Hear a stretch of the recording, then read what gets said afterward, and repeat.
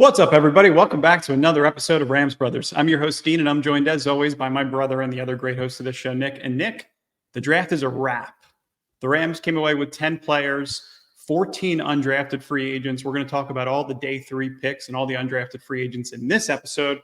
But first and most importantly, how are you, my good brother? I'm great. It's a great draft. I love what they did. It was so cool to see them posted up in Hermosa. But while I have everybody here with the hook, please like and subscribe. We have a giveaway going on right now. So yeah, you can get a Jarrett Verse jersey in the new era of Los Angeles. If you like and subscribe, you have to retweet the post. So you have to go to Twitter or X, whatever. Subscribe to our YouTube channel and make sure you follow us and Vince AYG underscore. Yes, sir. Yeah, and you could also, so it's a double giveaway, actually. You're getting a Jarrett Verse jersey or a Braden Fiske jersey.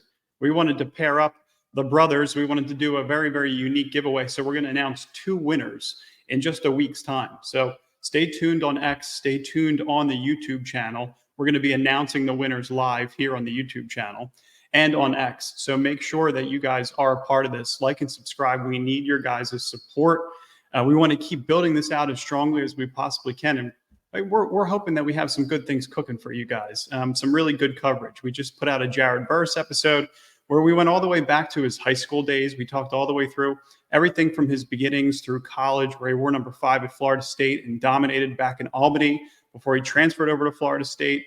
And then also all the day 2 picks. You know, we're talking about Blake Corum and Braden Fiske and Cameron Kitchens as well in this episode. So, I mean, I think the combination of Jarrett Verse and Braden Fiske, like you saw that on the phone when the draft pick actually happened. Yeah. Kevin Demoff was tweeting out that they were just blowing through stop signs in order to get Jarrett Verse in the Hermosa draft house so that he could be on the phone with Braden Fiske. And Braden Fiske was like, Verse? I'm teamed up with Verse. And then you saw the tears start to come to his eyes. So, I mean, like that's the best kind of moment that you could ask for in a draft. And I think we're all pretty happy with how it all unfolded so far.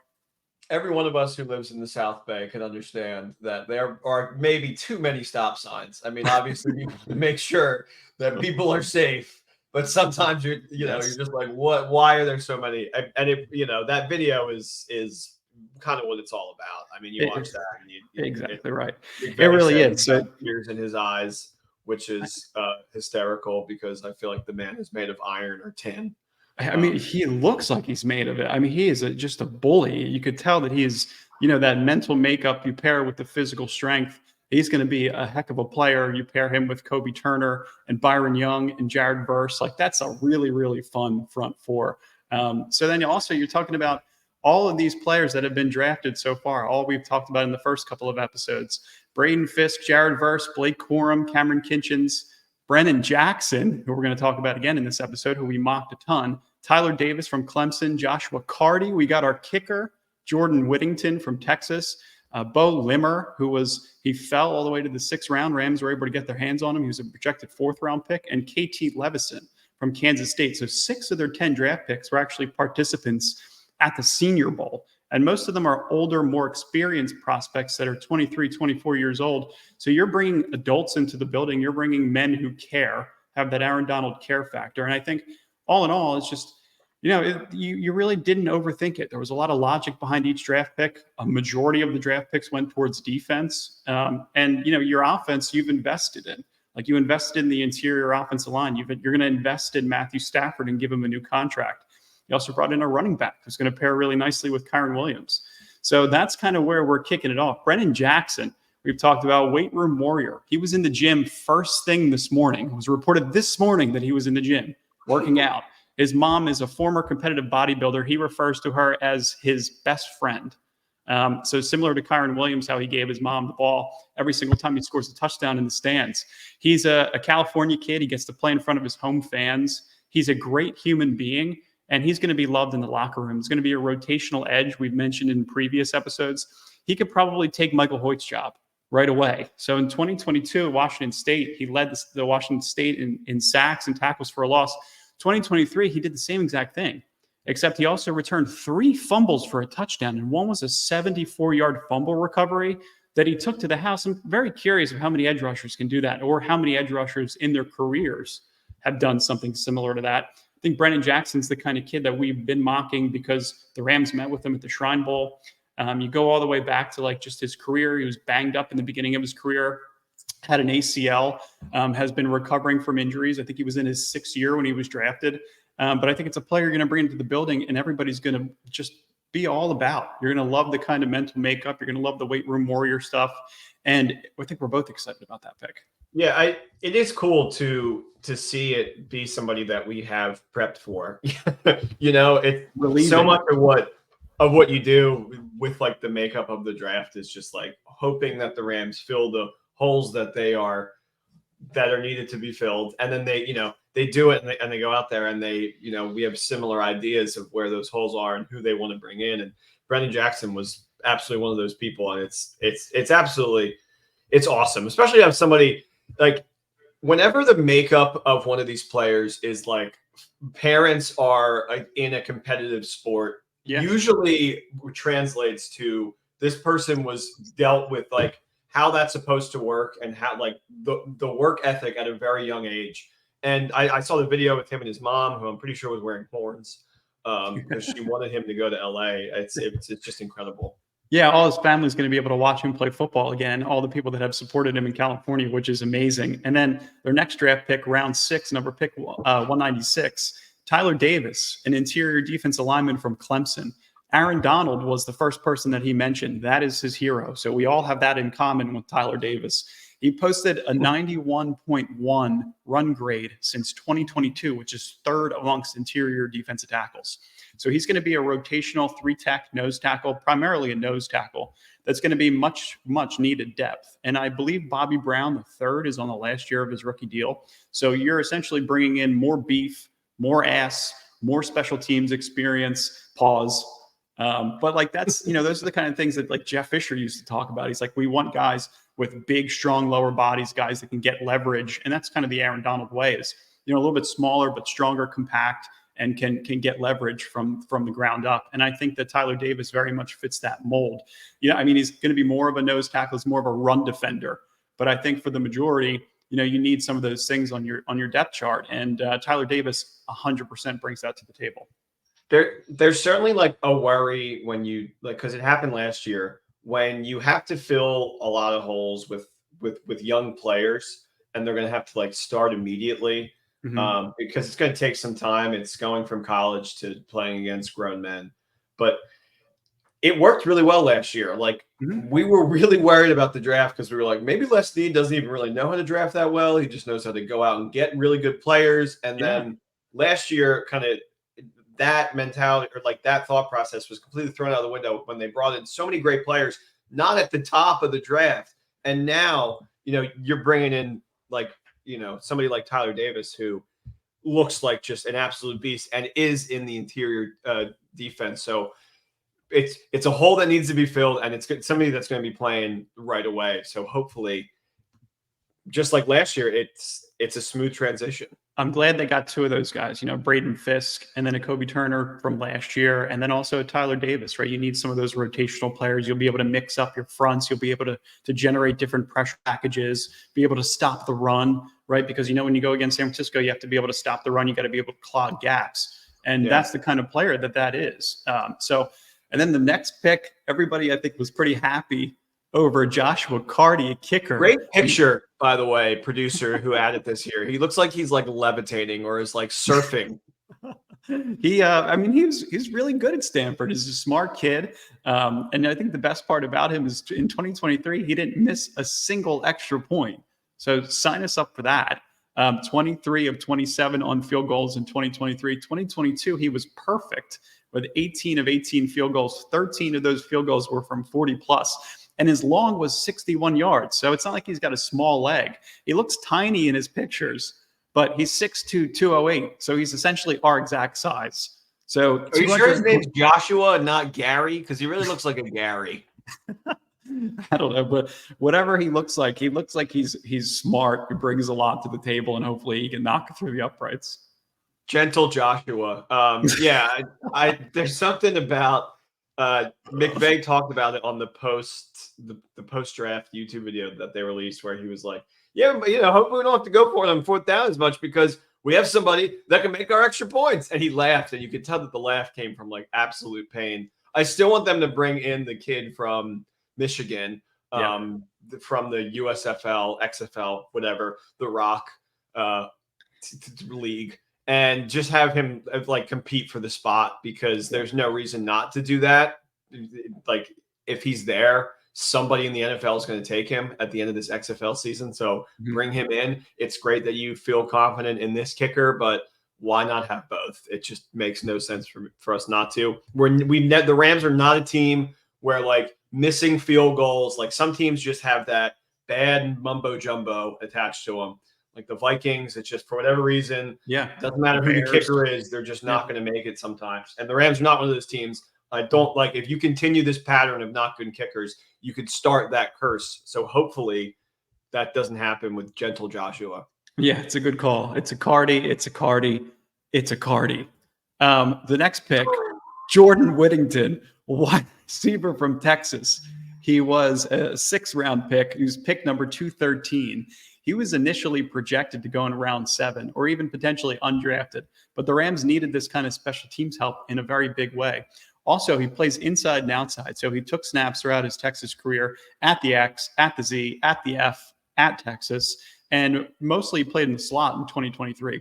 I think what's really interesting about him is that the core Darrell Patterson comp is legit in terms of Texas gave him carries earlier on in his career, but he was dealing with injury, and that injury history was what kind of prevented him from achieving his 5-star recruit potential. So he could return kicks. They gave him carries out of the backfield. He's a really good blocker, and I think it was about time that they drafted a kid from Texas, because we know Tate Haver is the long snapper for Texas, and it's Les Snead's stepson, who actually just threw us a follow on Twitter. So shout out Tate. We love you, man. And, you got some good intel within the Texas facility in terms of a player like Jordan Whittington. And the Rams just, if this was a player that a lot of people considered, not, a 6th-round pick or potentially an undrafted player, the Rams don't care. Field Yates did a really good job of bringing this up on the broadcast yesterday. He's like, the Rams don't care. They take players who they rate on their board. They take them, they don't think about it, and they get the job done. And Jordan Whittington has that kind of potential.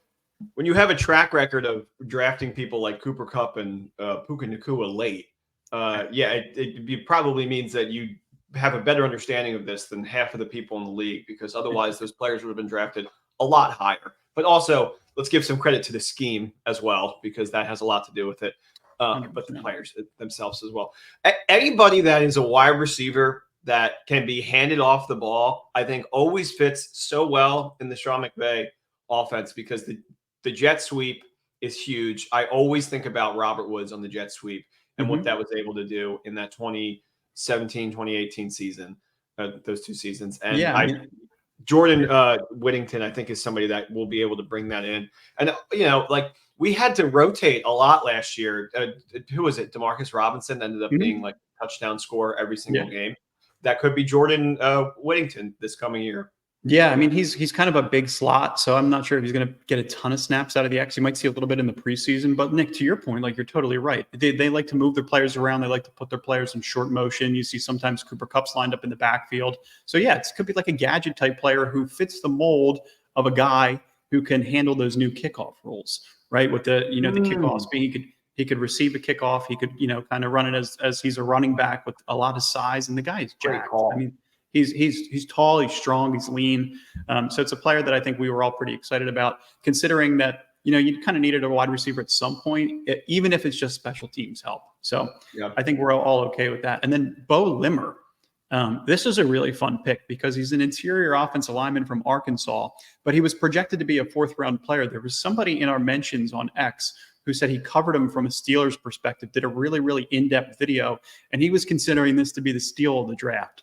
He's highly regarded by all NFL scouts. This is an insane value for a player like this in the 6th round. Like, when you look him up, you look at just his really good athletic ability for his size. He's considered by all Arkansas players as the strongest player on the team. Like, he's got a fantastic tape, and he's extremely durable. 36 consecutive starts in the ACC. He played every single interior offensive line position over that span, and they loved him there. Like, he's a guy that understands the duo scheme, the man blocking scheme, and he's going to be great depth for the Rams. Like, we know we just signed a lot of interior players. You got Kevin Dotson and Jonah Jackson, and then obviously Steve Avila moving over to center. But like, if you want to kind of continue to evolve that duo scheme, you want to bring in as much personnel as you possibly can who understands it, so that you could practice it and execute it on a high level consistently. I would love to know what exactly happened to have him drop so much. Yeah, I'm curious to that too. I think just some other interior players were drafted a little bit higher. I think Tanner Bortolini was another guy that people were considering to be like a Jason Kelsey type late round pick that got drafted over him. But he was a really, really highly regarded interior player. So, I mean, I think that the pick just makes sense because of the way that the Rams are evolving their run scheme. And you want, like I mentioned, you want to bring in personnel that fits that mold. So, yeah, that makes sense. It's with a position like O-line too. It's like you get a lot of tackles early on, and then they can kind of just like fade out. Yeah, right. So you want to be able to have a guy that has some inside, potentially outside versatility, but primarily inside. But the Rams love their offensive linemen, specifically tackles, but even their interior players to have that kind of versatility. So you got that in the building, but then you also went with the tackle in KT LeVeston, the tackle from Kansas State, with their last pick in the draft, round 7, number 254.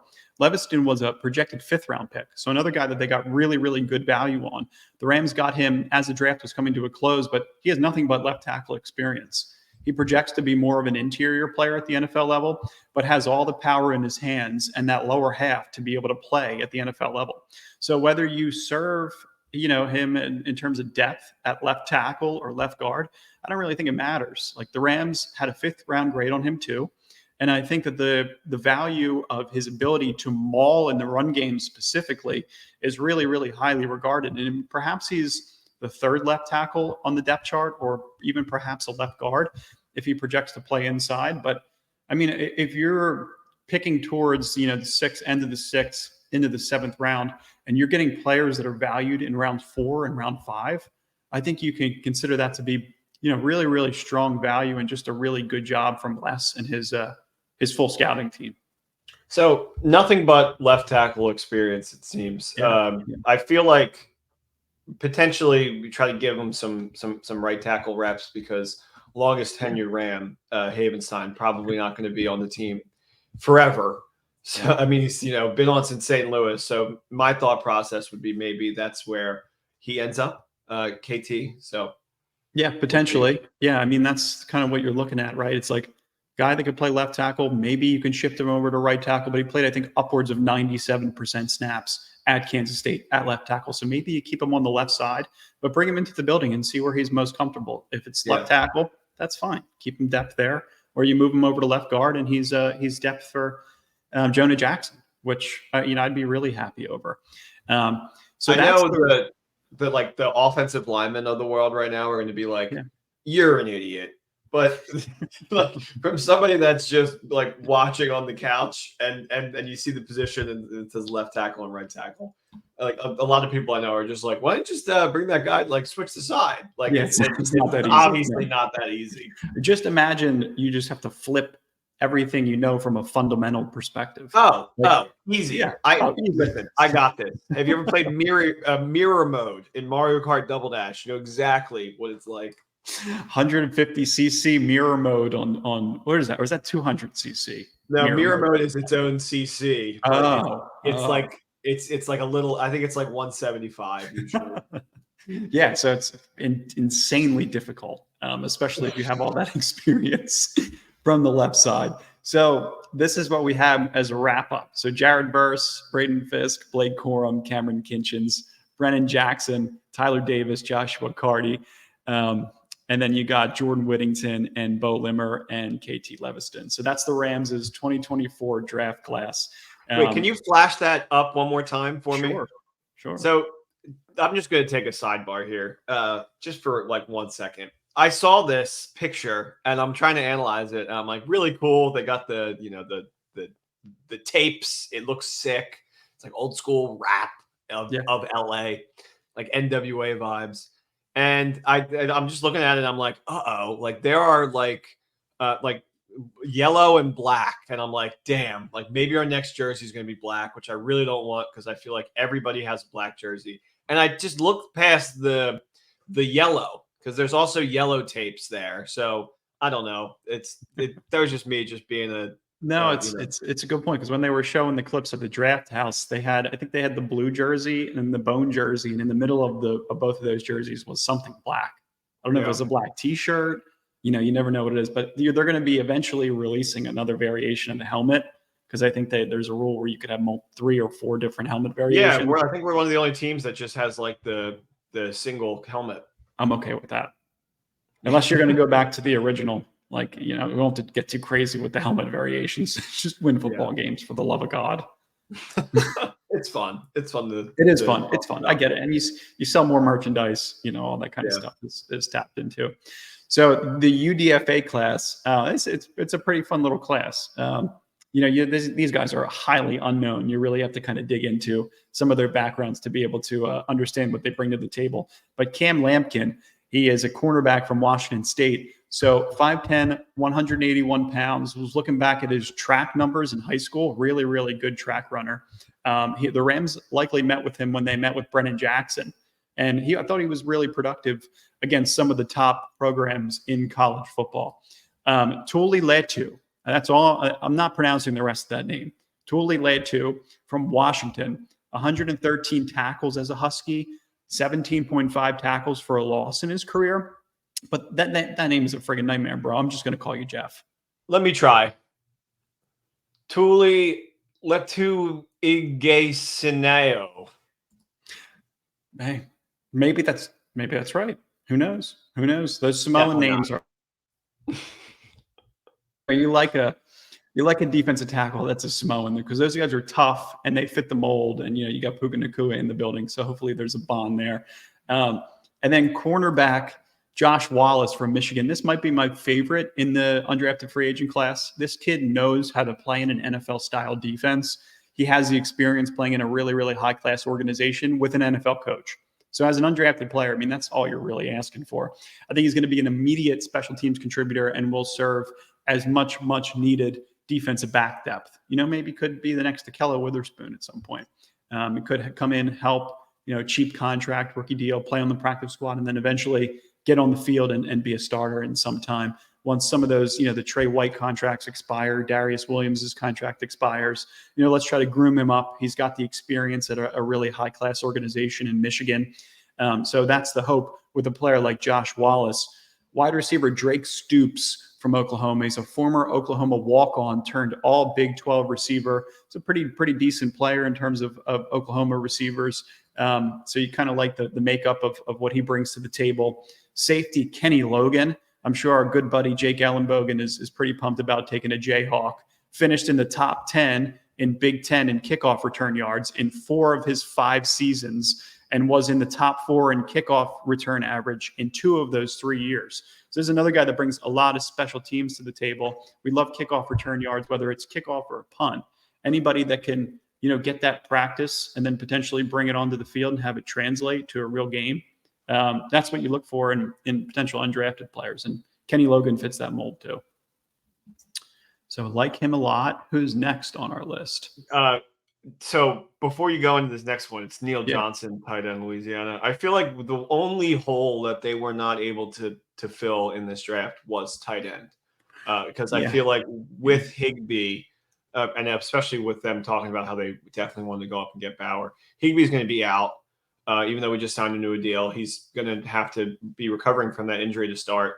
And even with him recovering from the injury, he was not the Higbee of yore. Yeah. So, hopefully this dude from Louisiana is it. But at the same time, I think they're going to be looking at some free agent tight ends going into this year. Yeah, we're going to see how Colby Parkinson fares out too. Like when he is on the field for the first time, he's productive in Seattle. So the hope is that he can contribute at a really high level while Tyler Higbee comes back. But what's interesting about Neil Johnson, as you just mentioned, like he's perhaps maybe tight end 3 and is going to get a ton of practice reps with Higbee and Hunter Long out to start the season. So you might have, this is going to be a practice squad player when Higbee and Hunter Long return. But like there's potential upside in a tight end. And what's really interesting is, like Nick, to your point, like tight ends, I think that was just such a circumstance where they really almost had a player that was just a game breaker, right? In Brock Bowers. People are upset that they didn't invest in cornerback highly. And, left tackle, like cornerback, left tackle, edge rusher, I think they've kind of changed their mindset a little bit. But those are players that they view as premium positions. And same with X receivers, right? So like a Mike Evans type player that they were looking for in the offseason, a left tackle like Andrew Whitworth, those cornerback like Jalen Ramsey, like those are premium positions that you can get in free agency. So it's not like the biggest deal in the world if you don't get a top player at that position, because you can look to potentially address it for the 25 season or even 26. Yeah. It does. Yeah. It would have been, I'm still holding out. I don't think that they value tight end as high as they do those positions. No, definitely not. But I think Bowers was just one of those situations where it's like, we could get just a really, really good player at the position who could be one of the faces of the organization. Yeah. It's a position that I think McVay's offense kind of neglects, and it uses it more as run stoppage more than anything else. So if you get a big body in there, I think that's fine. Yeah, I agree with you. And then offensive tackle Blake Larson from Augustana, 6'6", 311 pounds. He's a pure right tackle. So maybe there's your, eventual Rob Havenstein depth or replacement if you can groom him up, and, he can be a contributor at some form. Linebacker Omar Spates. I think he was one of the better undrafted free agent linebackers in the class. Justin Dedic from USC. So you brought in a Trojan finally. You were thinking that it was going to happen at some point. Maybe it was Brendan Rice, but Justin Dedic, really, really smart player, not athletic by any stretch, but he has the experience in a duo and man blocking scheme, which again, we talked about with depth. Some of those interior players, you want to be able to bring in as much as possible so that you get executed on a high level in practice consistently and then bring it onto the field. Anthony Goodlow from Oklahoma State, 7 tackles for a loss, 3 sacks in 2023. He is a really, really disruptive player for being undrafted. I like this kid a lot. Oklahoma State, some familiarity, but not a ton. So probably still have to dig into him a little bit more. But 7 tackles for a loss and 3 sacks in 2023 is production that you do not want to ignore. And then this next kid, David Olajija, Central Missouri defensive tackle. He's going to compete with Jared Verse for the most reps at 225. He put up 30 in the combine, while Verse put up 31. Sing it with me, Nick. Oladi, Olajija. Olada, Olajija. No, life goes on. Well, what happened there for you guys? Yeah. It's the kind of player that I tried to get into the gym and see how many times I could put up 225. And the answer is not 30. And the answer is not 31. How many do you think you could get right now? Maybe 12, maybe 13. No, because I think I could get like 14. So you could probably listen. Well, if I'm there, if I'm there and I get 14, you're gonna get 15. So just add 1 onto my number. Oh, that's the fun of it. You got to go head to head. That the competition aspect of it is like, are there other guys at my position who are putting up higher numbers than 30 reps? 30? Like, let's try to crank out a couple extra. Hey, higher notes. If we're not saving it for the next set, the 275 set, the 315 set. Right. Which is sky's the limit. I also get 10 on 225, and then I'll continuously go up from there. Yeah. I also project as a quarterback, so I may skip the bench altogether in the combine. How many Matthew Stafford and Jared Goff, how many times do you think they can bench 225? They don't. They try to keep their shoulders flexible. I think the bar would slam down on Jared's chest and fold him up like a friggin' lawn chair. And probably Will Levis could rep it 10 times. I give him at least 8. He's got some sneaky strength. But who knows? He's kind of skinny too. But you try to keep that shoulder as flexible as you possibly can. Jaden McCulla, safety from Tennessee, 4-year starter at Tennessee. He had a felony charge of aggravated assault back in 2022, where like 3 Tennessee players all got arrested around the same time in 2022. He was essentially really drunk and walked into the wrong apartment and got into a fight. So that's kind of his background, but was a pretty productive player over at Tennessee, and is part of the reason why he went undrafted. Don't want to judge somebody by their worst day, No. No, he's a 4-year starter at Tennessee, so it's not like he wasn't a good player. He was definitely a contributor at a high level. So you bring some more versatility, some more depth onto the back end. And then these last two, JJ Lapp from Sunni Courtland, which is somewhere in New York. It's a Division III school. I went back and watched his highlights from a game in 2022 where he had 312 receiving yards versus a program called Wittenberg. It was another D3 program. And his dad was actually a college quarterback. So maybe you get some Austin Trammell insurance there. You get some more punt return capabilities. You have a guy that can rotate over in the slot. And you kind of got the same thing with Ohio receiver Sam Wingless. So another fun, sure-handed receiver, has a ton of confidence in himself. He plays with a ton of confidence. And I think this is the kind of kid that's going to be well-liked in the building. Benny Sko, watch out, because they just brought in. You took the words right out of my mouth, which I was about to bring up. Captain Skoranek. Yeah, they just brought in 3 receivers in the undrafted class that look like, maybe Benny Sko's competition. So yeah, keep your head on a swivel, Benny Sko. Don't know how he made it as a captain last year. I just will never understand that. Any Rams fan out there that has the Captain Ben Skoranek jersey, I think it's just like the epitome of what it means to be a Rams fan. Like you are of leagues and bounds better than the rest of us. Or you're just dumb. Or you're dumb. Not to get into a Benny Sko argument, but when we were watching that Super Bowl, they replayed it after Matthew Stafford's locked in. That drop, it wasn't that bad. It really wasn't that bad. No, but he got killed for it. It was the drop the week prior against the 49ers. Thank you. Yeah, that's where the narrative began. So yeah, but I think since then, even in the 2022 season where he was playing a little bit of fullback, that's the kind of mold that you're looking for in some of these receivers. So the undrafted class is fun. The 2024 draft class in totality is even more fun. Yeah, don't fall in love with these undrafted guys. There's no guarantee they are on the roster by the end of the year. But you see what you have in special teams, and you let these guys go, and somebody maybe makes a spark, and we'll see where they go. Yeah, disclaimer that everybody has to put out there in the draft is like everybody's a 50-50 shot. Like it is still the NFL draft. It is still very much a crapshoot. But the way that they've handled business in 22 brought that product onto the field in 23, where they were projected to win 5.5, 6 games.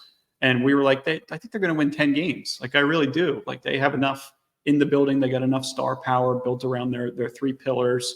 And now coming into this year, you brought in some players that can really contribute at a high level in 2024 within this draft class right away. And Jarrett Burst, Braden Fiske, Cameron Kinchins, Blake Corum, like those guys are all going to be on the field a ton to start. So that's what we're cooking with. Some fire, hopefully, for 2024.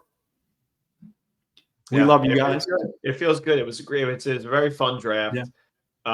Kevin Demoff giving a shout out to Hermosa Beach on his tweets this morning. It's just it's really cool to be a part of the Rams fan experience right now. There's a lot of great people and a lot of fun attached to it, and I can't wait to see everybody at SoFi.